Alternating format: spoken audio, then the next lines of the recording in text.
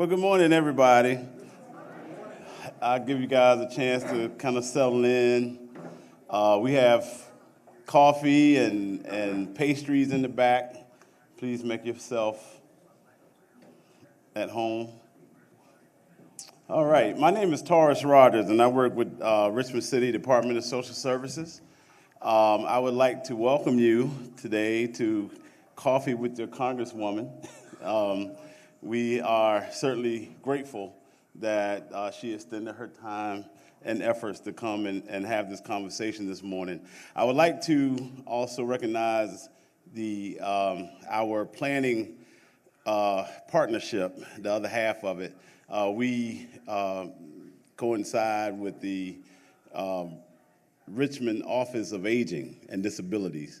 And once a month, we generally try to come together to provide what we call the Aging Adult Learning Series. And it's an opportunity to provide seniors with pertinent information as it relates to them. And so, obviously, in today's political landscape, a lot of talk around Medicaid, Medicare, the changes that will probably ensue. So we wanted to extend the information as best as we can. One housekeeping note, we have restrooms in the back of the building, out in I think most of you probably passed them when you came in. And so without further ado, I would like to introduce our Congresswoman, Jennifer McClellan. Thank you and good morning. My apologies for being late, but there was a fire alarm or something at one of the dorms at VCU, and I was stuck in traffic as they were trying to get all of the students back in the building.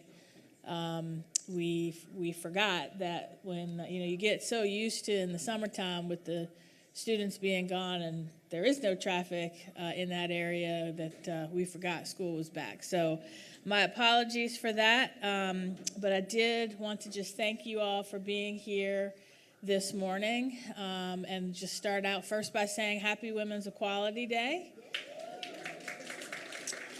Today is the 105th anniversary of the ratification of the 19th Amendment. And so we just want to pay honor to all of the women, and there were some men who fought for giving women the right to vote, because when this country was founded and the Declaration of Independence was written, that said all men were created equal, they did not include us. And we have made a lot of progress making the ideals upon which this country was founded true for everyone. But we still have a ways to go. So in honor of all of the women that have fought for equality from the beginning through to today, we just want to take a moment to thank them. And that's why I'm wearing my suffragette white today. That plus, it's the end of summer. And I figure I would jump right into some quick updates and then get right to your questions since we started a little bit late. First, how many of you have been to either one of my in-person town halls or one of my teletown halls since the beginning of the year? Okay, that tells me sort of which direction to go. First, let me just start with, this is my third year as your Congresswoman. I was sworn in after a special election in March of 2023. And this year, I have a new committee assignment. I have some new leadership positions. So I'll kind of start with just that little update. As you may recall, last Congress, I was on the Armed Services Committee, the Science, Space, and Technology Committee. This year, I'm on Energy and Commerce, which is the oldest committee in Congress and has the broadest jurisdiction, everything from healthcare to energy policy to trade, sports. The joke one of the former chairs used to say is, if it moves, it's energy. If it doesn't, it's commerce. And he would point to a map of the globe and say, that's our jurisdiction. So we get a wide variety of things that come through our committee. And I'll come back to that in a minute. But I also now am in leadership of the Congressional Black Caucus, which is known as the conscience of the Congress. I am in leadership of the New Dems Coalition, which is the largest ideological caucus. It's sort of the center-left group of about 110 Democrats who I like to call us pragmatic progressives. We are really focused more on getting things done.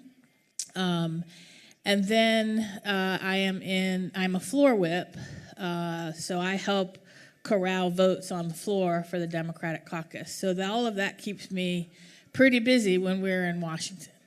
When we are not in Washington, and we have been in recess since about the past 6 weeks, then I like to travel all throughout the district, which, as you may recall, is from Charles City County down to the North Carolina border. So I sort of think of the district in 3 regions. We have Metro Richmond, Tri-Cities, and then all of the rural localities down to the North Carolina border. So it's very diverse.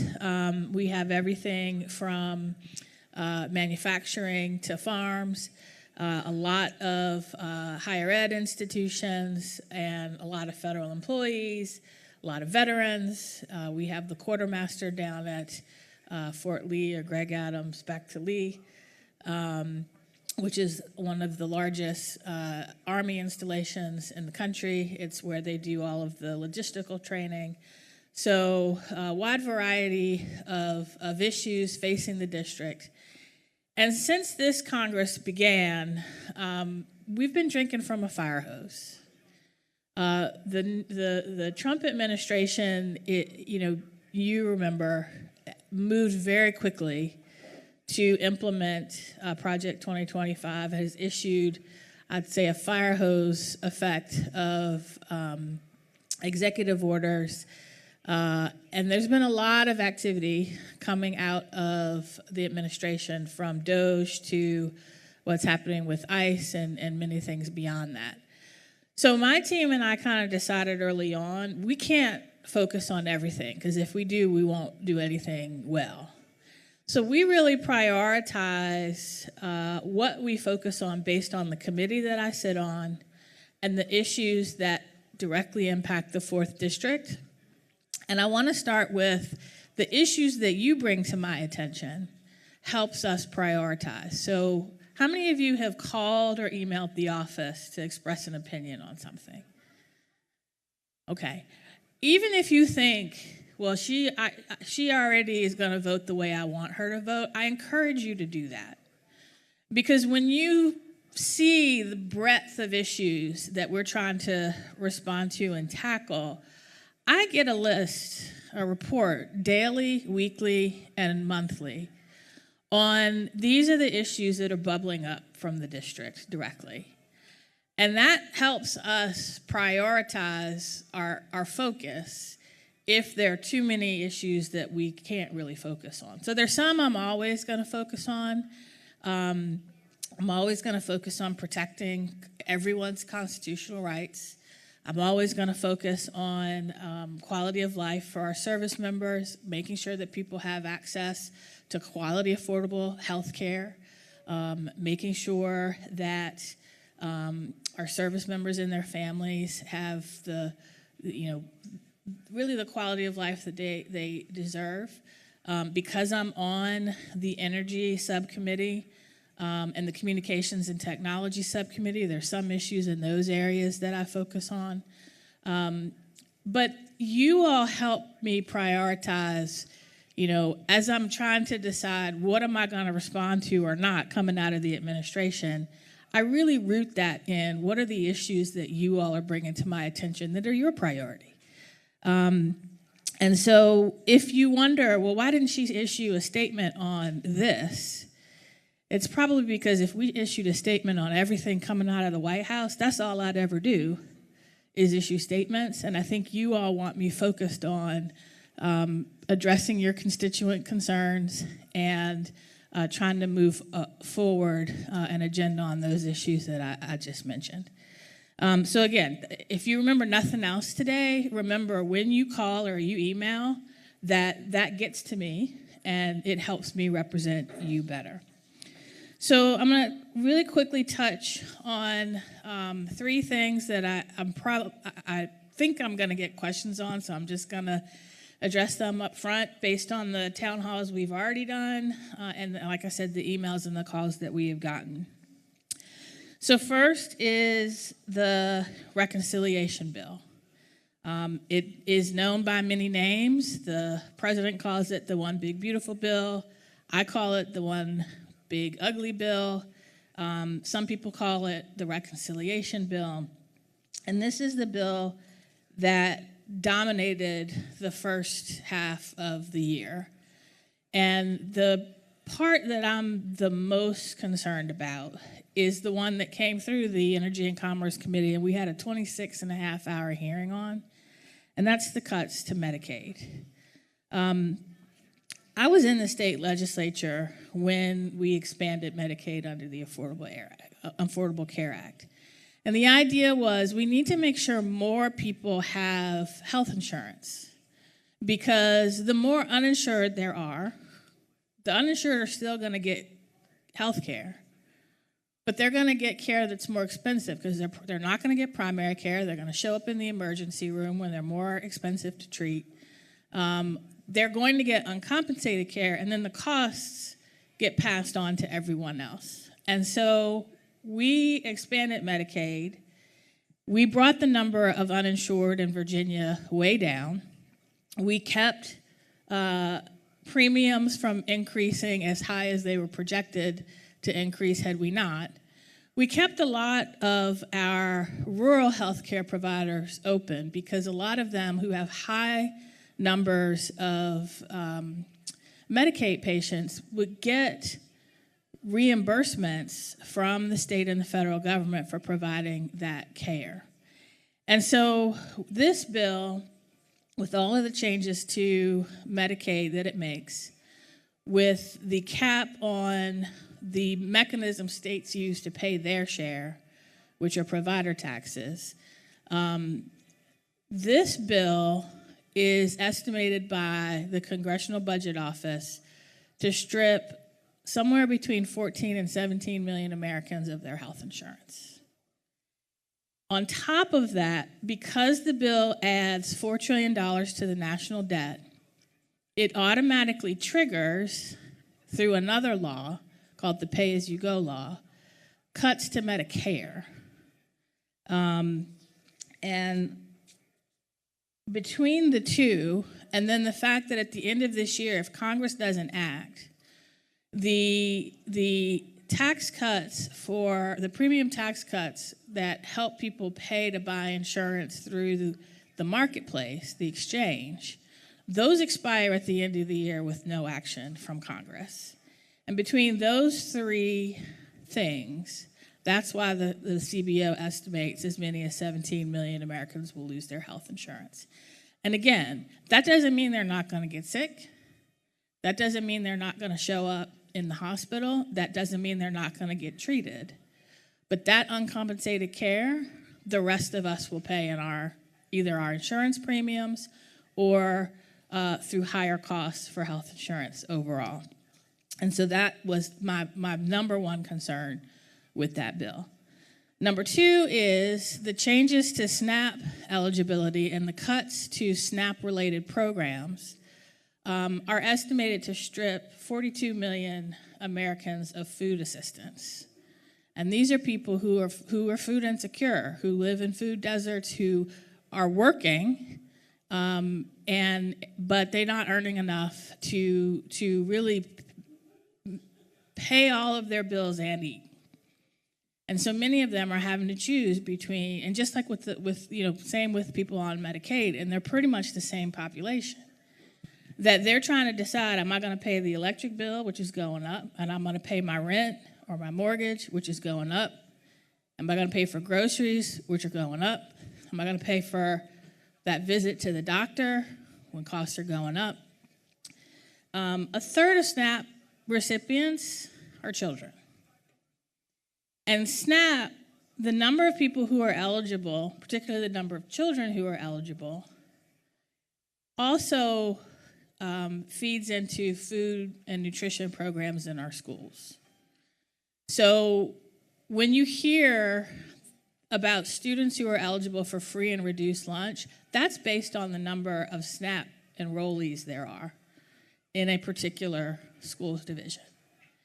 And there is a program that allows, if you have a Title I school, and these Title I schools are the schools with the highest concentrations of poverty, if there are a certain percentage of students in that school who are eligible for free and reduced lunch, the entire school can get a grant to provide free lunch and breakfast. And for some of those students, that's the only healthy meal they get all day. But then the number of students who are eligible for free and reduced lunch is used in just about every funding formula for K-12 education. So these cuts to SNAP will have a ripple effect through to our schools, but they'll also have a ripple effect on grocery stores in food deserts. And I've got two different kinds in my district. So I went down to Surrey about 2 weeks ago. Surrey has one grocery store. It's been open less than a year. It's called the Surrey Market. The last market in Surrey closed 20 years ago. And before the Surrey Market opened, people had to travel 30 minutes to go to a grocery store. Now think about it. If you're trying to get milk or perishable items and you have to drive, if you have a car. And one of the things that they told me about is there are 3 senior centers in walking distance of the Surrey Market. And many of those, if not most of those residents, are SNAP recipients. The grocery store is eligible to take SNAP, and it's about 10% of their revenue. Now, that doesn't sound like a lot.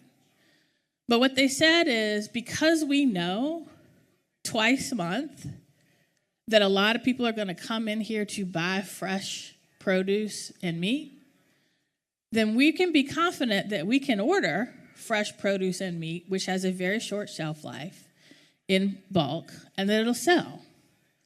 Without those SNAP benefits, we don't know that we could do that. So that's in the rural part of the district. Same thing with the market in Churchill. SNAP is about 20% of their revenue. And again, for these areas that are food deserts, they're also healthcare deserts. If you're not eating healthy, you're not going to be healthy. If our kids are not eating healthy, they're not going to learn. And there are significant numbers of veterans and seniors who are on, now seniors are dual eligible usually for Medicaid and Medicare.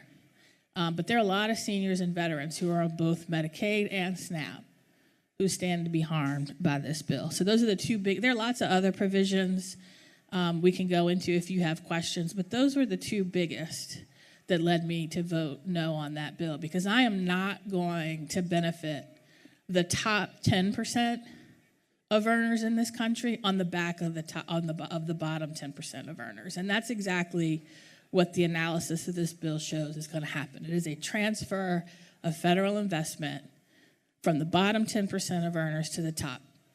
And as the daughter of parents who grew up during the Depression, who saw the best of government in the New Deal and the Great Society, and oh, by the way, the worst of government in Jim Crow, I am not going to vote to benefit billionaires on the backs of the bottom 10 earners in this 10% of earners in this country.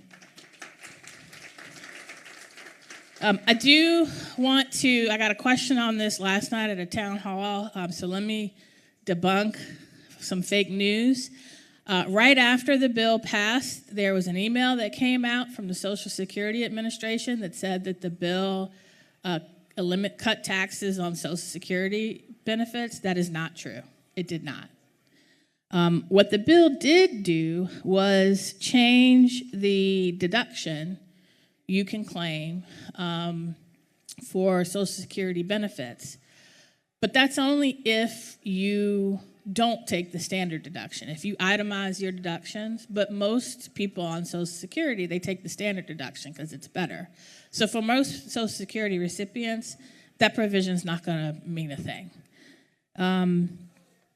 The third thing that I've gotten a lot of questions about, including I did a senior town hall in Chesterfield maybe 2 or 3 weeks ago.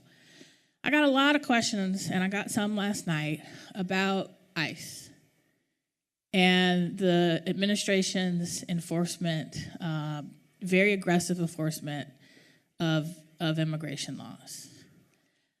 I'm very concerned about the impact that these ICE raids are having on public safety in our communities. Number one, they are violating the due process rights of many of the people that they are detaining and deporting. It is already the law. First, let me back up, because I got in a little debate on WRVA radio about this until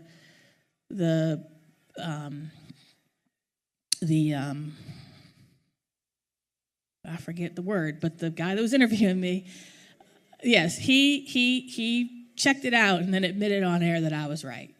Being an undocumented immigrant is not a crime. It is a civil infraction.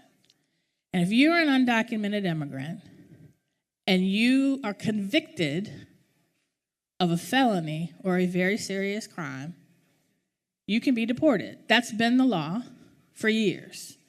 The problem has been that Congress has not invested enough money in immigration enforcement and in dealing with the backlog of requests for citizenship for over 30 years.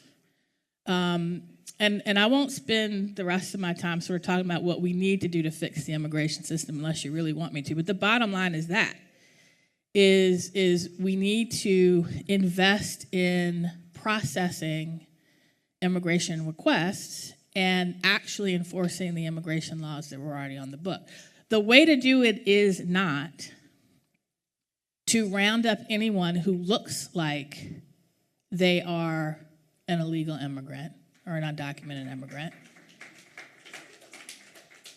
put them on a plane to a prison in El Salvador with no hearing because you think they might have committed a crime.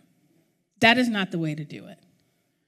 The way to do it is not to show up at courthouses and detain people who are paying traffic fines, detain them in a facility in Farmville under God knows what kind of conditions, or in Alligator Alcatraz, which has now been ordered to close, and then deport them, in many cases, not to a country they have nothing to do with. That is not the way to do it. And we know that American citizens have been deported. We know people who are here lawfully have been deported. But we can't get any answers out of ICE about how many. I have filed a bill demanding that they report that information to Congress every time it happens. I have sent a letter asking a series of questions about what they're doing specifically at the Chesterfield County Courthouse, but I'm also having conversations with officials in Richmond and Henrico about what they're doing. Because what they're doing is violating the Fifth Amendment rights of people in this country. What they're doing is creating a culture of fear in immigrant communities where they won't report when they're the victim of a crime.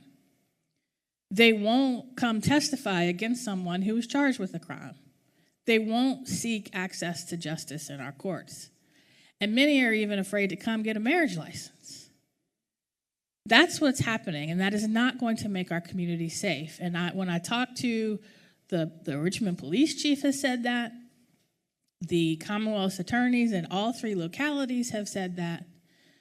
What this administration is doing is not making us safe. And sending 2,000 National Guard members who are now armed with no training on dealing with whatever they're being sent to deal with. They have very specialized training to help our military and to respond to national disasters. This is going to lead to a tragedy. And I am fighting back. And even when they send, thank you. And even sending the Marines, first of all, it is not the Marines' job to police our streets or enforce immigration law. It is the Marines' job to keep us safe against mostly enemies who are foreign and to protect our national interests abroad. But they have, again, very different training. And we saw that play out. I can't remember the year, but there was a year where Marines were sent to assist police. And their training is so different that just the phrase "cover me" means something very different to a Marine than to a police officer. And you can imagine what that difference means when a police officer says "cover me," and that Marine, he's trained to shoot, when the police officer means just watch my back. So I don't want to be, an alarmist, but I'm alarmed. I'm alarmed. So those are the top 3 issues that I've received calls or questions about in prior town halls. So I wanted to start with those. And with that, I'm happy to take your questions for the rest of the conversation. And I've got some staff members with microphones, so I think if you just raise your hand, we'll come to you. Thanks. Good morning, and I want to start by thanking you for your support of progressive politics and progressive issues in the Congress. That's really important, and I appreciate it. Thank you. I know a lot of people in here appreciate it. So actually, there's 2 things I'd like to mention. One is actually not a question. I brought today a book that I want to give you and for you and your staff on nuclear war. And I know that in the flood of stuff that's coming down from the Trump administration, this can get put on the back burner. But we've been very, very lucky for 80 years and to not had any further nuclear explosions. So anyway, I think you'll find this very informative if you have time to read it, or one of your staff members, particularly if you're on the Energy Committee.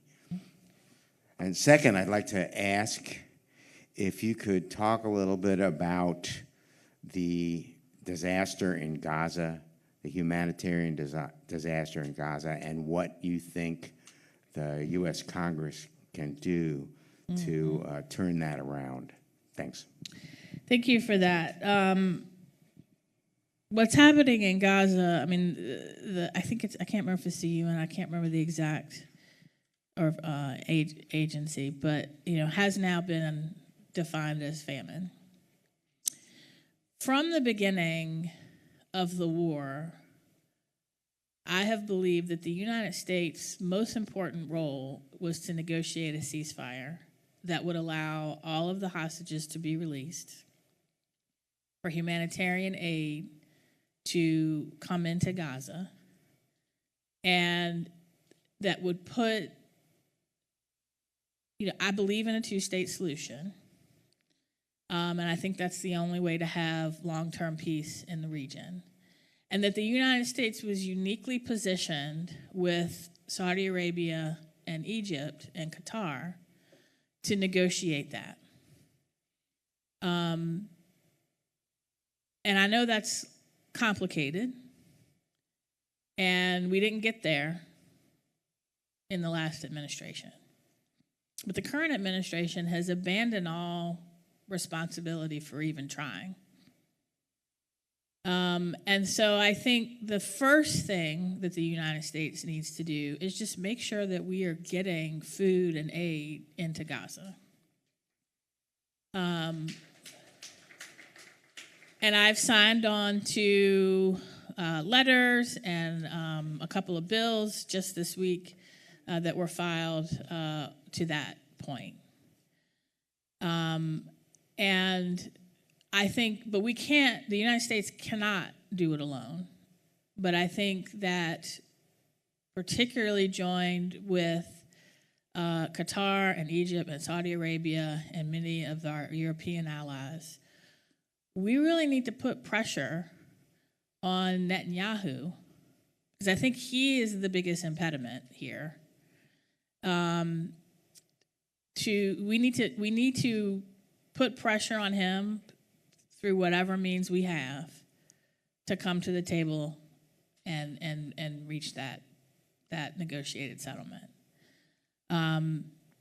But again, this current administration shows no desire to do that, and walked away from the last negotiations that we had.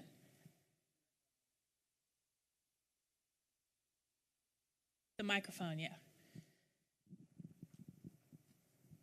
I want to follow up with another quick question on Gaza. Would you support a move to stop sending aid or military aid to Israel until they take steps to stop what they're doing in Gaza? I am looking at legislation that would not send offensive weapons. I would think very carefully about any ban on defensive weapons. There is something there called the Iron Dome that is sort of anti-ballistic missiles that sort of, when they get ballistic missiles coming in, it can attack them to keep them from exploding. And I would not support a ban on those type of weapons that would allow Israel to defend itself from air attacks. And so I would look very carefully at any bill to see, so I think, I'm looking very closely at Senator Kane's bill, which is one that I think I can support, but my legislative team wants to finish looking at it before I say one way or another. And they don't like when I get ahead of them because they sort of analyze all these bills. But yes, I think offensive weapons right now with this leadership is not a good idea. Yes. Hi, good morning. I had a couple questions here for Virginia. I'm a caregiver for my mother who has dementia, and I had a couple questions here for the state of Virginia, as we know has some issues with the staffing ratio. We don't have a ratio in the state of Virginia, as well as some other states, and I'm hoping that here in Virginia we become one of the leaders in making sure we have adequate care for our seniors, because in the past 5 years of me being a caregiver for my mother, I brought her up here from Virginia Beach. It's just been, I've learned a lot, and it hasn't necessarily been a good thing as far as the things that I've learned and seen. We got to do better, and I know at this point I've learned that the only change that's going to be made is legislatively, because these investment companies, come in and purchase these facilities, but the money doesn't get funneled in. And how do you come up with these hours of how much to care for an individual, especially with dementia and Alzheimer's? I mean, I see this all the time because, like I said, I go and see my mother every day almost because it's necessary. Depending on the stages of the individual, it takes time, to bathe them, to dress them, to feed them, to spend time with them. And to sit there and come up with I can't think of it off the top of my head, 2-point-something hours. I see the CNAs, I see the nurses and what they do on a daily basis, because I'm there for an extended period. So what are we doing to make this better for our seniors? I mean, they've lived their lives. I think the best thing we can do is make the last of their years the best. I agree with that. First of all, I want to say thank you for being a caregiver. I know it is very, very difficult. Up until last May, I was a member of the sandwich generation, trying to help my sister care for my mother, who we had to put in memory care while caring for young children. And I know firsthand,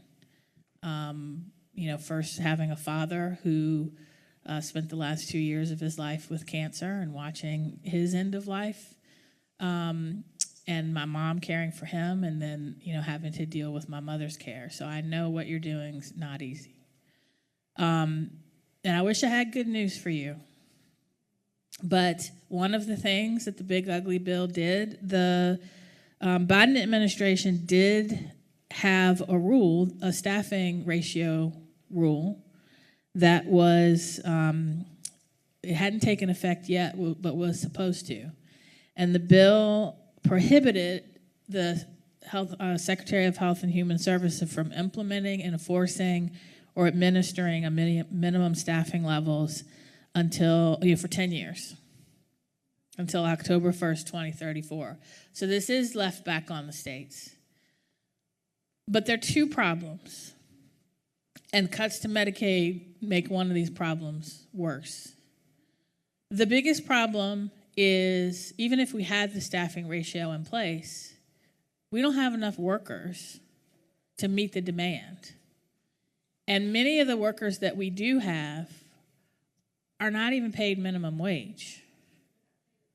They're not paid enough, and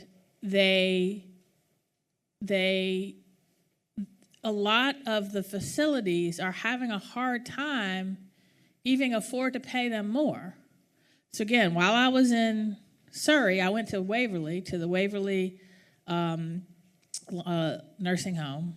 That's not its full name, but I can't remember. But it's a long-term facility and a rehab center. And they're paying above minimum wage. But they can't compete. The reimbursement rates that they get as a rural facility through Medicaid are not enough to compete with facilities in urban areas or even with Amazon. And so they're having a hard time. They're trying lots of different ways to be creative through what they can afford to pay and other services. But they're having a hard time recruiting workers. The immigration policies that we have is making that worse as well. And we don't have enough people going in the pipeline for the training and the certification to be long-term care providers for the number of people who are going to need it in the next few years. So it's not just we need a staffing ratio, because you can put a staffing ratio in place, but if you can't find the qualified staff for everybody, that's not going to work. And so we really need to invest in healthcare workforce development, and do it in a way that pays these essential workers what they're worth and what they need to survive. Not just survive, but thrive. And so those are the sort of three things that we need to do very quickly. Good morning. Good morning. I'm so glad to see you here. I've been following you for many, many years, and so it is a pleasure to have you here today. My issue is with the Older American Act and some of the organizations that have been put in place to protect older Americans as well as those with the families of individuals who are living with dementia and dementia-related illnesses. This illness is a process that's so much more than the robbery of memories. Internal fear of the realization of memory loss, the turmoil and despair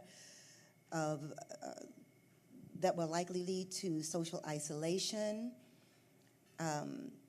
financial, physical, and emotional toil experienced by individuals living with dementia and their care providers, their loved ones, family members. I've witnessed this through a multitude of struggles, often while maintaining more than one household, these people as well as you. Organizations like the Older American Act programs are so important and a valuable tool for a better quality of life for anyone involved with these mostly underserved communities. As a gerontologist and a small business owner, I've seen the significant effect of programs such as the AARP and organizations like that that are supported in facilities such as this.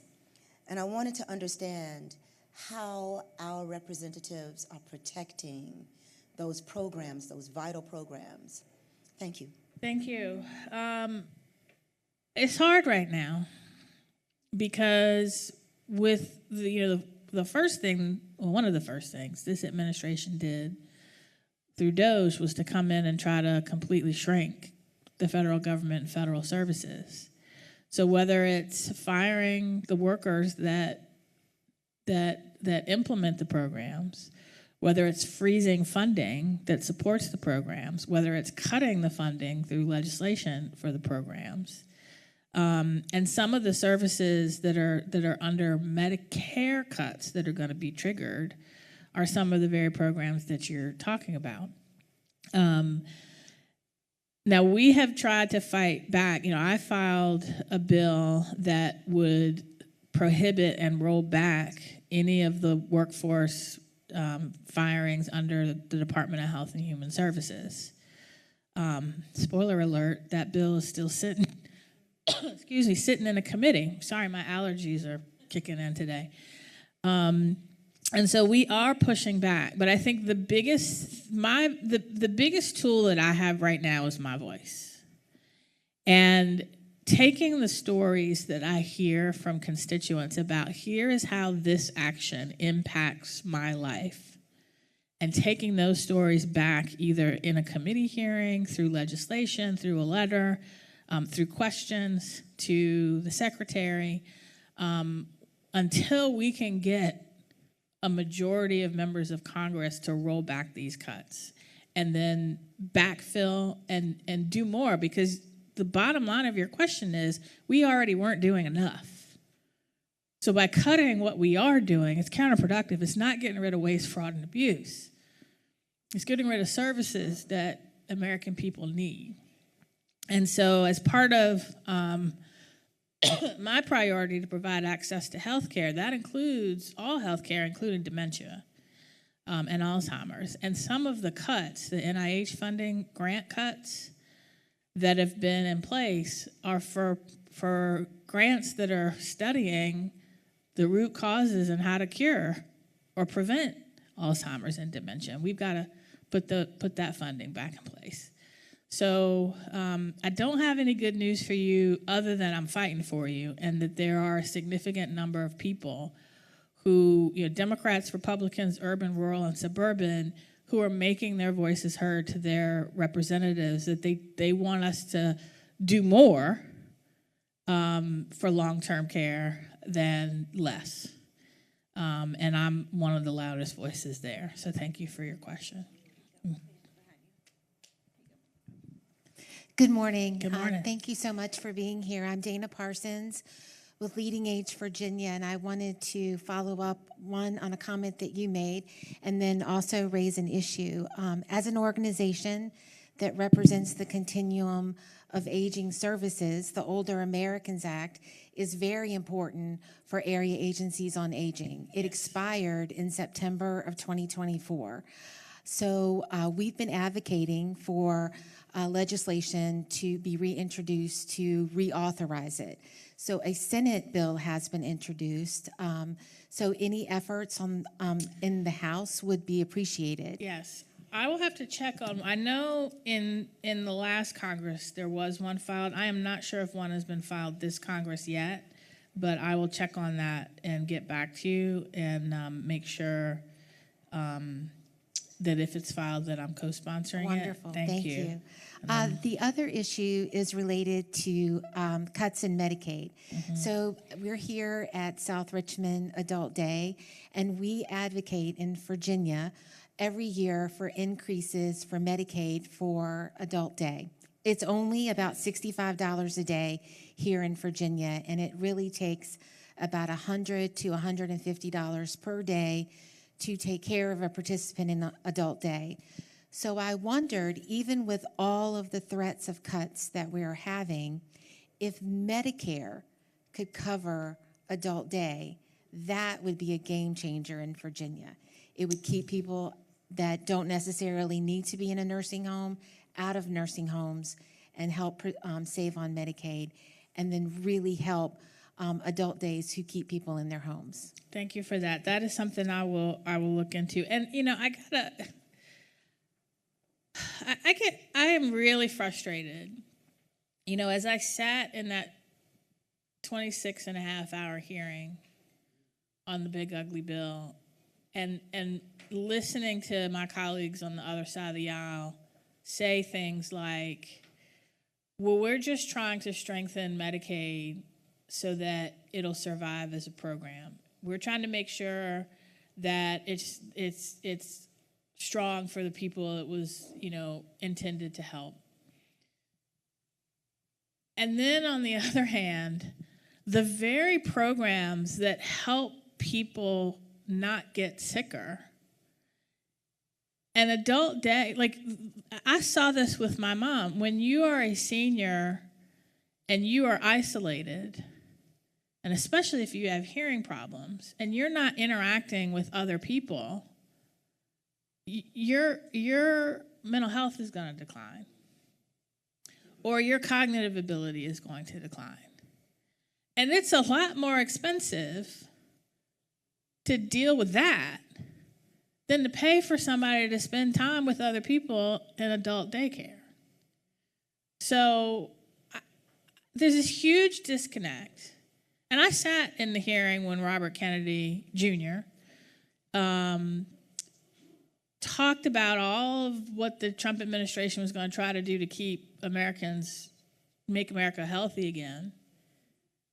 I said, how can you sit here and talk about how you're trying to make sure that children and seniors and people are eating fresh, healthy foods, and yet my colleagues just voted to eliminate the SNAP Ed program that teaches seniors and children and people how to eat healthy food and be more active. And you're cutting the very benefits that allow them to buy fresh food, and not the stuff with all of the preservatives and additives and highly processed stuff that you don't want them to eat. There's a disconnect. And I'm saying that. And they hate it when I say that, but I'm saying it because somebody's got to. And I'm fighting it, and I'm here in my official capacity. There's only so much I can say, but I'm going to say every election matters. Not just to Congress, not just who's president, although both are critically important, but all of these cuts are going to trickle down. This is the only trickle down economics that actually happens, is these cuts are going to trickle down to the state and our localities. And I've talked to them. Whether it's eliminating the very department and people that provide services and protect the civil rights of students with disabilities, which I asked all 15 of my school board chairs and superintendents, can you all make up that difference? And they all said no. Whether it's the hole in the state budget it's about to blow in Medicaid and SNAP, the state for the first time ever is going to have to pay up to 25% of SNAP benefits. They already pay administrative costs. Whether it's now the state has to implement a program for people to prove that they're working, when given the opportunity to do it, the state said, well, we're not doing that because it costs more than it's worth. And the 2 states that did do it found that people who met the eligibility requirements were still kicked off of Medicaid because of paperwork errors. There's a huge disconnect between what they say they want to do. A president who says, well, I got elected to lower costs, so you implement tariffs on just about everything we buy that we have to pay, and now the cost of everything is going up. This is why elections matter at every level of government, and that's as far as I can go in my official capacity. But in a government by and for the people, the only people who get their perspective heard and therefore their needs met are the people who participate. I'm preaching to the choir because you're participating right now, but I need the choir to sing. And I need you to make sure that everybody that you talk to who complains about what's happening at the state, federal, or local level, ask them, well, what are you doing about it? Because you do have the power. You have the power to tell me what you want me to do and vote me out if I don't do it. You have the power to go tell everyone who represents you at every level of government what you want them to do and hold them accountable if they don't. And I'm going to tell you what, as we come up on the 250th anniversary of an extraordinary idea that the power of government is derived from the people need to use their power if we're going to keep it. Yes, ma'am. Hi, good morning. I'm Katie Sorolla. I'm a long-term care ombudsman out of the Span Center, and we're resident rights advocates. We go into all the nursing homes, assisted livings, group homes, and we can cover those getting the home and community-based waivers. So we also advocated for the staffing mandates in these facilities. I will say there's a difference between for-profit and nonprofit facilities. Yeah. You know, they're contracting out, it's the bottom dollar. These residents, you know, they're not getting respect, dignity, they're not getting changed, they're not getting fed properly. Meals are coming late, call bells don't work, call bells aren't getting answered. So when it comes to minimum wage, that's also an issue. But how I hear you saying healthcare workforce development and implementing that. I have a couple questions. One, how do you plan to support that? As ombudsmen, we do offer resources, training through the Alzheimer's Foundation, training through behavioral health, training through the VA. We bring in resources for these facilities that are free to them. They're not taking the opportunity to help their staff. Some of them are not the staff's fault, right? It's corporate are getting the money, but they're not pouring back in not only to the residents, but to their staff themselves. So how do we help not only the residents, but the staff, right? Why are our older Americans and those with the disabilities suffering? I'm also a caregiver to the one with dementia, so I understand. But why are they suffering? Why are they living their last days like this? We see the news. It's happening not only in those facilities, but every single facility just about. We have to do better. So I'm asking you, what can you do to help us and help all of our family members who have a loved one in a facility? 1 in 3 have dementia. Before I answer your question, can I ask you a question? Sure. What do you need us to do? We need you to help advocate, legislate, help us advocate. Sit down, have a meeting with us. I do that, yes. Help us have meetings with your coworkers as well. No, I mean, if you had a magic wand Yeah. and you could pass whatever law or whatever budget amendment or make whatever investment that you thought would solve the problem, what are the top 3 things you think Congress needs to do? I think let's sit down and talk about that because Okay. there's so many things. Okay. I mean, I've got a couple of ideas. ideas. Changing has to be one, right? Changing? Okay. Nobody should sit in feces or Okay, I urine. agree with that. Because when that happens, we get wound care, Yes. UTIs, I mean, sepsis. So I think- the yes. list just goes on. I think we really need to come up with that. I think the 3 medications. Yeah. The 3 things that I think we need, and the reason I asked you is because I have ideas, but Staffing mandate. because you're on the front lines, I want to make sure I'm not forgetting anything with the ideas that I have. But here are the top 3 things I think we need to do. You touched on one of them. One is, well, there sort of 2. I'll put home care separate from institutional care. Ideally, we increase the number of home care workers who can care for people in the home. That's the ideal. Yes. And we invest more in home care. We invest more in paying home care providers, where they're family members, making sure they get the training and the pay that they need. Because in the ideal situation is home care provided by a family member. And that's what most family members really want. They just don't have the resources and the ability to do it. So that's sort of invest in that as the priority. Recognizing not everyone's going to get that. Investing in home care workers that can come into the home, but the same people. One of the things that I hear when I do go to long-term care facilities is, and you touched on it, the problem with agencies is when you have different people coming all of the time, they don't develop a relationship with that patient where they recognize very subtle changes. Where they'll see something's off today, let's figure out what's going on. And so the second best is you have you invest in home care workers that are assigned to a specific patient that aren't spending 12 or more hours with that person and are getting paid a livable wage and have the training to do that job. And when you have people in a facility, again, incentivizing the facility not to use an agency, but to have permanent employees in that facility who build that relationship with the doctors, with the staff, and with the patients. And we got to back it up because we have to make sure we have a pipeline of a workforce, not just retraining adults to do it, but we've got a pipeline and we're incentivizing kids to go in school to go into healthcare related fields, because right now a lot of them aren't. And I could spend a whole hour on that. But I think those are the top 3 things we need to do so that we have enough people to meet all of the needs so that you don't have someone sitting in their own feces.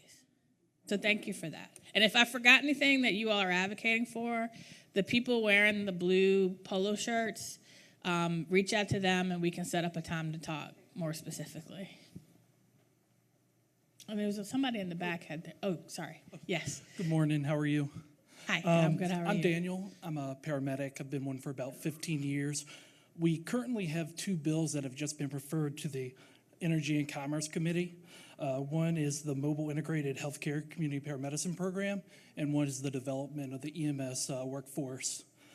Given that the majority of the calls we respond to when people call 911 are senior citizens, we would like to lower their health care costs and make sure they get the care they need in the field and hopefully save unnecessary hospital visits. And we also want to beef up staff so we can keep showing up for them. Now, my question is, once they reach committee, what process do they go for? And then would you be open to co-sponsoring and supporting the bills?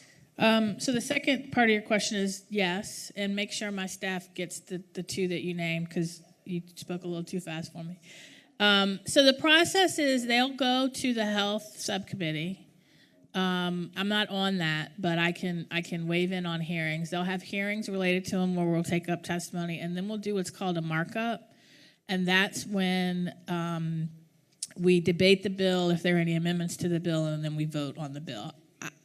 I can't do that until it comes to the full committee, but I can sit in on the hearings in the meantime. And so that's the process, and it's the same in both the Senate and the House. When it comes out of a committee, and this is true for any bill, when it comes out of the committee, it goes to the Rules Committee. The Rules Committee decides what are the bills we're going to hear on the floor, can there be amendments, what's the procedure for debating them. And then when it comes out of the Rules Committee, it comes to the floor and the full floor votes on it. So I will keep an eye out for those bills and take a look at them. I am willing, if they help, particularly in rural area, I mean, we need access to health care everywhere, but the problem is particularly acute in our rural areas where they just don't. There's some rural areas that don't have an EMS at all in that locality, and so I'm all for anything that increases access to affordable, quality health care across the board. And so I'll look very closely at those bills.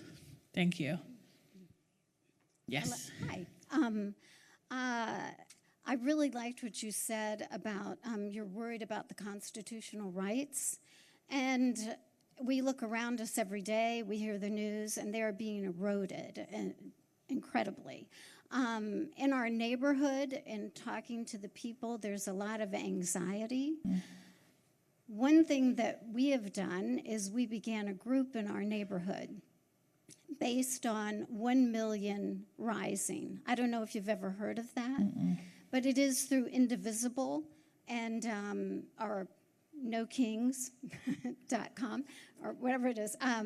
It is amazing how when you have anxiety, the antidote is action. And having small groups where you talk about what's happening, I mean, even beyond all the wonderful things you're doing, but to stand up in nonviolent, brave ways against what's happening, to say, no, You cannot have our country. We do not want a king. We do not want a dictator, and we will not stand for this. And one of the things in our small group, we're starting actions on a small way in our neighborhood, as well as being involved in elections, of course, rallies, of course, any way that we can get out our message.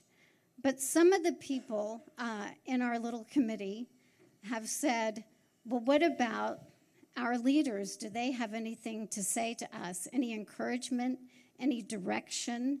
And I often joke that I would invite you over to one of our small groups, but since I don't think you have the time, do you have any words to say to us? I do. First, keep it up, and thank you. I think we are at a pivotal moment in our history as a country. In every pivotal moment in American history, in every social justice movement in American history, the people have led change. And a lot of time elected officials follow. You know, I'm the daughter of civil rights activists and educators. And what they learned was you need allies on the inside of institutions and you need people on the outside pushing the institution to move faster. And my job as your elected official is to push the institution to change and to act. I can't do that alone. My colleagues can't do it alone. We need the people to pressure us, and especially the ones that are not doing what you think they need to be doing. And when the people provide that pressure, then the institutions change. Now, it's a little complicated now in 3 ways. A lot of what is happening right now is a backlash to progress that we've made as a country, making the ideals upon which we were founded true for everybody.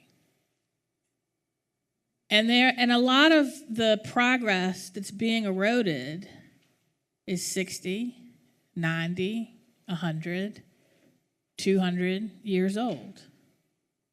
And the people who fought for it and the people who lived under the injustice, they're not here to tell their stories. And their stories aren't being taught in school. As a matter of fact, this administration is actively trying to erase that history. They don't want people to know. They don't want their eyes open. They don't want them to be awake, to steal their word that they stole from us.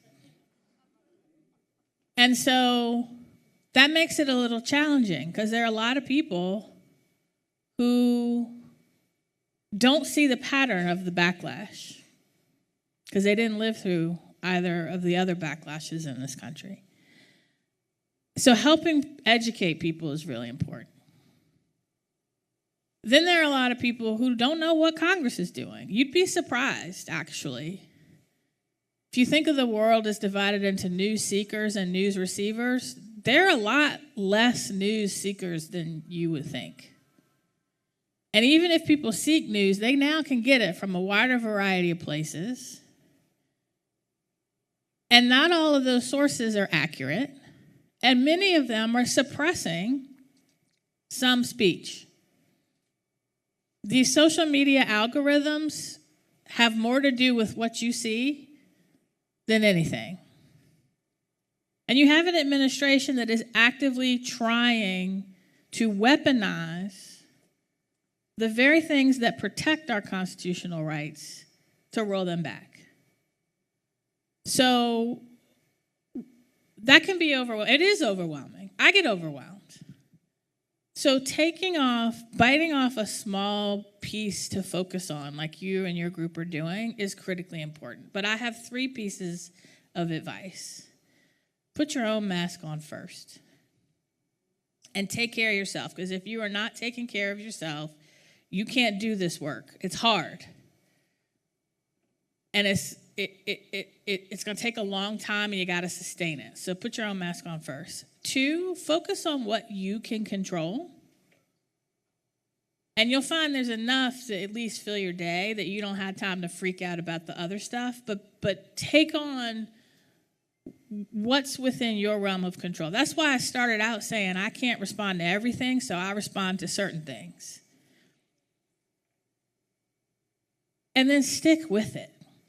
Because the one thing my parents taught me, the Civil Rights Act didn't just appear out of nowhere.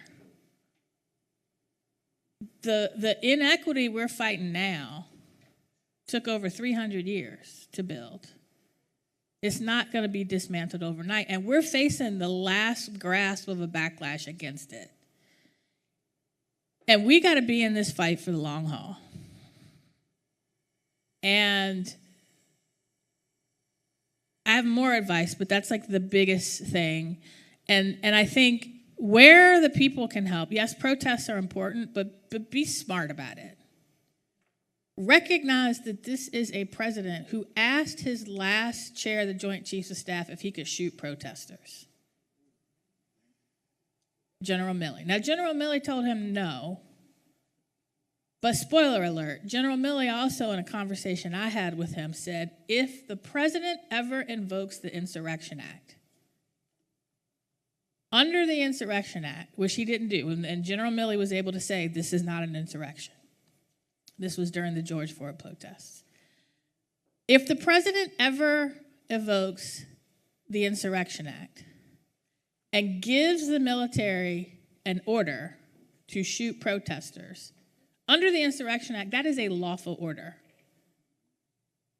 So be smart, okay? Don't, know your rights, but be smart about it. Be safe.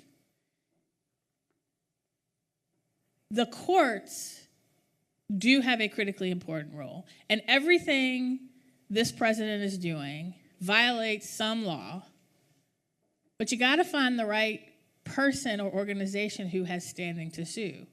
So one of the things we're doing is supporting lawsuits that Congress doesn't have standing to sue on a lot of this stuff. But we are supporting people who do, who are filing lawsuits. So find an organization, whatever issue you care about, there's probably an organization that's filing a lawsuit related to it. So find an organization focusing on the particular issue you care about and support their work. Those are some of the biggest things that you all can do, but don't be afraid to use your voice. They're gonna try to keep you from using your voice. You can't be afraid to use it. Yes, sir. Representative McClellan, I'm Jim with AARP Virginia. It's great to see you again. You too. First and foremost, thank you for your longtime leadership on a lot of the issues that we've worked on together, especially for family caregiving. This goes back 10 years now. Thank you for all that work. Thanks for taking the time to talk with us today. One quick note on long-term care, especially long-term care facility reform. There's a lot that we're doing at the state level. Yeah. And as Representative McClellan mentions, stories are the premium. Yes. So to the degree that you might be willing to work with us in the same way that we hope that you work with her office, this is currency in our work, right? More than facts are, right? Yeah. So please. My question for you is on prescription drugs. For a long time, prescription drugs were Chinatown. You couldn't do anything. And in recent years, we've made significant progress towards reining in the skyrocketing cost of prescription drugs. Next year, Medicare is actually going to be able to pay negotiated prices for drugs for the first time since the creation of prescription drug benefit in Medicare, for instance. We've had people who get no-cost access to insulin, to needed vaccines. And as with everything, as you mentioned, kind of a backlash against progress. We are obviously wondering not only the areas in which you think that we're going to have to play defense on protecting some of those gains, but also, interestingly, this is one of those issue areas where at least this president, has made some significant news in wanting to also help rein in the cost of prescription drugs. So beyond just the defense, where do you think the areas are for offense, perhaps working in a bipartisan way with the administration to get things done as a pragmatic, progressive, and lower prescription drug costs for people in Medicare their families, really for everybody who needs them? Thank you for that question. I think the two big things that come to mind are PBM reform, pharmacy benefit manager reform, and the work that we're doing to try to onshore drug manufacturing and get more critical drugs and components of critical drugs manufactured here in the United States. And there's been work at both the state and the federal level to do that. I don't know if you know, we have a pharmaceutical hub in Petersburg where there are like 3 or 4 different pharmaceutical manufacturers that are some are up and running already, but not at full capacity. So I think those are the 2 areas where there's the most conversation happening in Congress right now.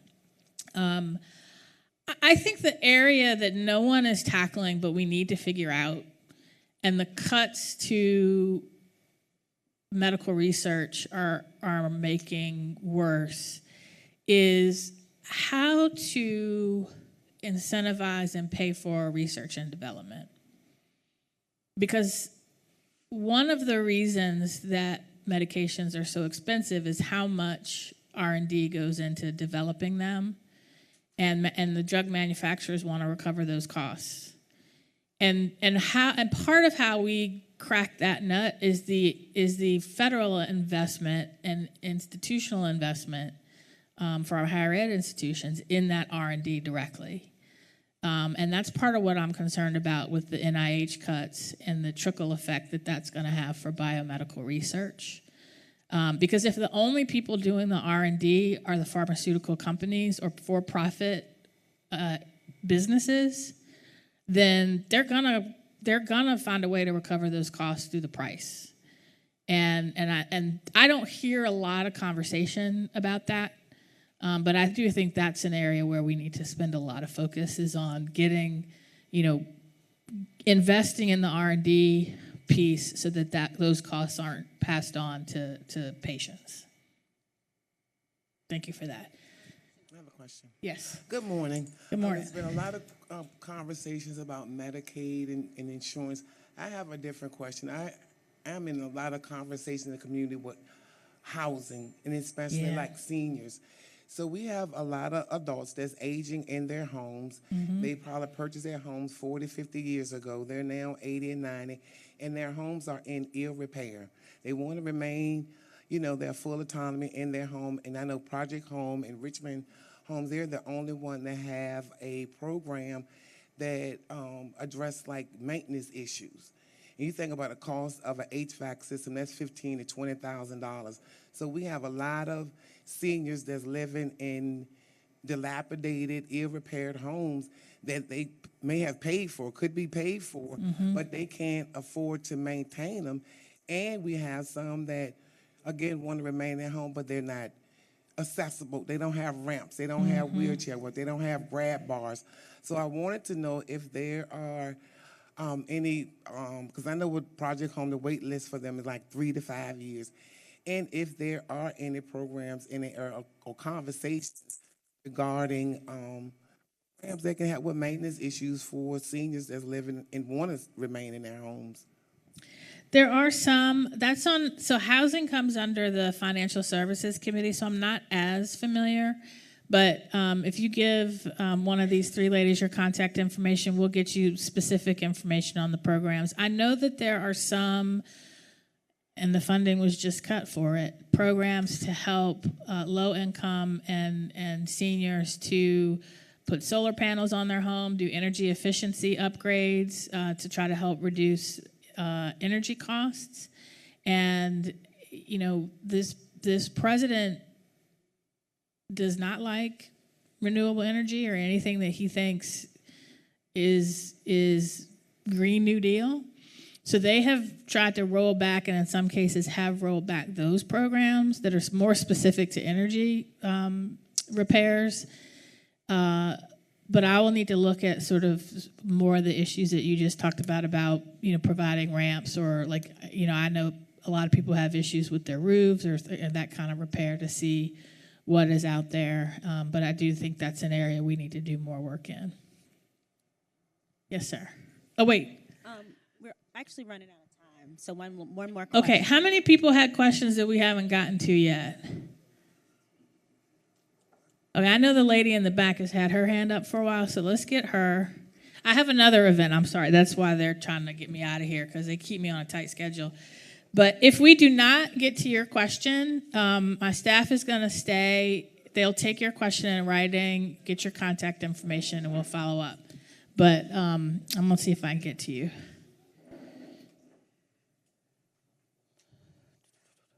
Yes, my name's Christine. I'm just going to say, I'll try to make it real quick. As he said, he's a paramedic. I'm an EMT, been one for 30-something years. I don't know how many people know that in Henrico County, if you call an ambulance, guess how much it costs you? It's free. Henrico's the only surrounding county in the Tri-City areas where you can ride an ambulance free to the hospital. When Virgil Hazlett was actually county manager, he said, if I can't keep my people well, can't get them to the hospital, they can't pay any bills. They can't help us do anything. He said, so that's what he done. They've done the same thing under Mr. Vidikas. I know I mispronounced his name, and they have that. As far as for healthcare and facilities, right now, I'm presently a life member at Lakeside Rescue Squad, a life member at Southside Virginia in Petersburg, and I'm also riding in Stony Creek. As a volunteer, I've been doing it over 30-plus years. So there's a whole lot some people can do. You can step up and help your people if you want.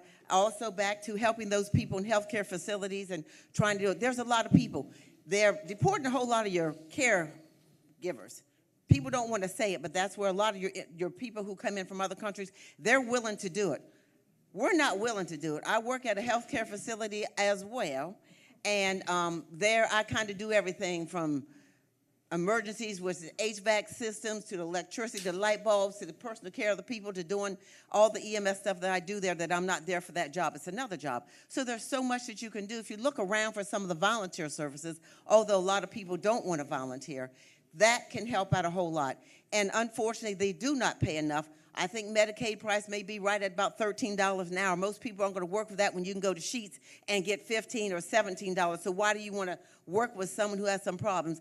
And building that relationship with the individual, not having to use an agency when they come in. We don't have any patients at the healthcare facility where I work. All of ours are residents. It doesn't matter. They are a resident. And you form a bond with them. And I've been doing it for 18 years. And the money that I make there versus what I made in the private sector doing research and development for one of the local 500 companies makes a difference. So I think we need to come up with a whole lot more of just being a human being and caring for other people and saying, this is what I'm willing to do to help my neighbor, my friend, anyone that I can, even help that enemy. If it's a person you don't like, but you see them struggling and something's going, that's what you need to do. And the last thing, I'm cutting it short, is where did she go, Miss Elizabeth? She's behind you. Oh, she's behind me. I just want to let you know, I called last year with a problem, couldn't get her mail, we was having big trouble. She took care of us getting the mail, so I just got a big hand, and thanks for her for all she did. Thank you. Okay, at the risk of my staff getting mad at me, I got another event that starts at 11:30, so I got 5 minutes. Go up here in the front.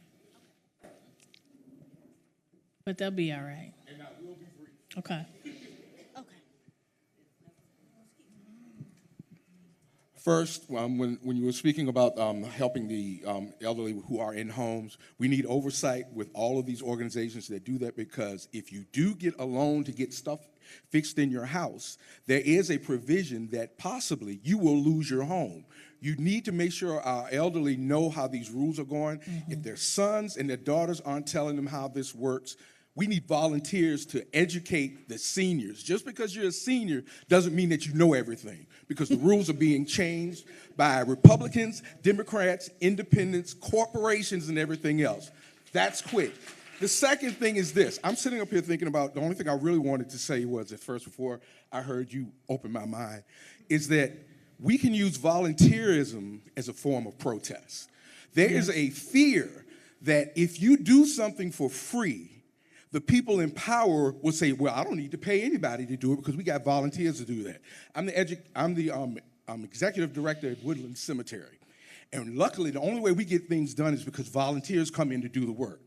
Now, when it comes to our seniors, we have black organizations, and I would like to ask the Congressional Black Caucus to enlist these organizations like the Divine Nine, Masons, and all of these other different groups to use volunteerism as a protest going into these homes and taking up the slack. Don't be afraid that if you go in and do it, fools like Trump are going to say, well, we got the people to do it for free. We've been trying to get them to do that all the time. That's not how it works. We have to make sure that while we're protesting, we're letting people know that the real enemy are the shareholders. It's the corporations. They're the ones that are taking the money that should be paid to the people. So I know how important the Congressional Black Caucus is. I know how powerful it has been in the past and is powerful now. But I think the people in the Congressional Black Caucus came from the same organizations that can volunteer to protest to help fix what's going to be happening within the next 4 years. Because we know why he has the troops in these cities. Thank you. Thank you. We have our first meet. We meet every Wednesday when we're up in session. So I'm gonna tell them that when I'm there on the 3rd. We have one more. I saw one more hand, and this is the last one. Paul Kuenberger, sorry to be last. That's okay. I try to be brief. The last shall be first. Okay, thank you. I appreciate your knowledgeability about the issues of the big, beautiful bill and all that. And I think probably everybody here agrees with you, and you generally do vote right, which I also appreciate. But I think in response to the lady's question there about what can be done about this tyranny, you said, well, push your leaders. But you're our leaders. You're one of our leaders. Why don't you push us? I'm not the only one. I'm not the only one. I know you're not the only one, but you're our only one. Yeah. And so I want to know what exactly can be done to stop this, because you can have any kind of bill or policy or perspective, but if you don't have the rule of law, it's all useless anyway. Well, and that's why I say if at the end of the day, the courts and the people are the backstop until we get a different majority in Congress. And so until we're shot by the troops under the Insurrection Act. Well, but there are lots of things you can do short of that. And right now, the courts are doing their job. They're slow. And on some things, the ultimate decision isn't what we hope it will be. But the administration has lost more lawsuits than it's won, and on a wide variety of issues. Now, a lot of them are on appeal and they're not final, but the rule of law right now is, for the most part, holding. And that's because people are going to court who have standing to sue, and we are working to support them in those lawsuits. But we also see when there is significant pushback on issues, Trump does cave, and there have been, it doesn't get a lot of attention. He quietly quits, but there's some things where he has quietly quit. Like a lot of the people that were fired, they're like, oh, we made a mistake, and now we're getting all these people yelling at us, go hire them back. Now, unfortunately, a lot of them are like, I don't want to come back, so you got to deal with that. But I think I'm not the only person you need to push. You need to make sure that you are pushing your state representatives who are going to have to deal with the fallout on how you want them to prioritize the next budget. When they're trying to fill a hole in the budget, you need to tell them what you think the priority should be. You need to tell your local government, if you want them to prioritize free EMS, they need to do that. You need to tell your Commonwealth's attorney where you want them to prioritize their work. So at every level of government, we all play a role. But you all also have friends who live in other districts, who they need to be calling their reps. And you may think all of them know what's going on, but you'd be surprised how many don't. And so helping spread the word here and with your friends that live in other districts about this is what is happening and why it affects you and what you need to do about it, that's how we mobilize. So it's not just me that you calling me. And again, you calling me helps me prioritize which issues I need to focus my attention on if I'm not focusing on the ones you think I should. It's not just about how I vote. It's about where I'm trying to apply pressure. And is my priority what you want it to be? So we could spend a whole nother hour on this alone, but I think... Yes, we could. Don't... Let me end with this. This is a scary time. This is a frustrating time. This is a time where we have a choice as a people. We can either sit at home and throw up our hands and say it's too much, it's too heavy, it's too bad, I don't know what to do. We can focus on one small piece of making a difference, but it is not going to change overnight. It's not. It's not going to change overnight. And the majority of Congress right now, for whatever reason, doesn't want it to change. A majority of Congress thinks he has a mandate to do whatever he wants, and if I fight back, then he's going to come after me and I'm going to lose my seat. Well, a majority of Congress needs to be more afraid of my constituents don't like what's happening, and if I don't do something about it, I'm going to lose my seat. And until they lose their seat or change their actions, Congress is not doing its job as a check on this president. And I wish I could stand here and tell you differently. I am what I can, but I am one of 435 people. 535 if you count the Senate. I can't do it alone, but I am doing everything within my power to fight for you and to fight for our republic. Because I'm tired of fighting the same fights as my parents, my grandparents, and my great-grandparents. But you know what keeps me going? I fight those fights from a position of more strength and power than they ever dreamed. And I fight those fights so that my children and yours don't have to fight them. Am I going to win all of them? No. But I get up every day and I ask myself, how can I help people and how can I solve problems? And I am extraordinarily grateful that you all have placed the trust in me to represent you in Congress to do that. And I want to thank you for coming out today.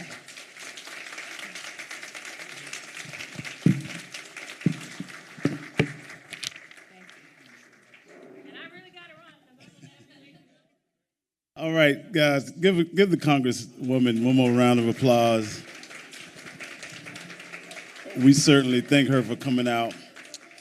Two other things. I want to, I did not in my opening acknowledge the host of this facility. We appreciate Ms. Cornell Lewis opening up South Richmond Adult Day and allowing us to come in. I also want to thank, she calls them her family members, for allowing us to kind of invade their space this morning. So give them a round of applause as well. And don't forget about yourselves. Give yourselves a round of applause. This was a great event, and we thank you for coming out. One last thing I will say is that this will be available on the City of Richmond's YouTube page. So one of the things that the Congresswoman said was share this information. We need to get the word out. So you can view it later and like it and share it with somebody else. Maybe we can get the word out even further. So thank you, thank you, thank you.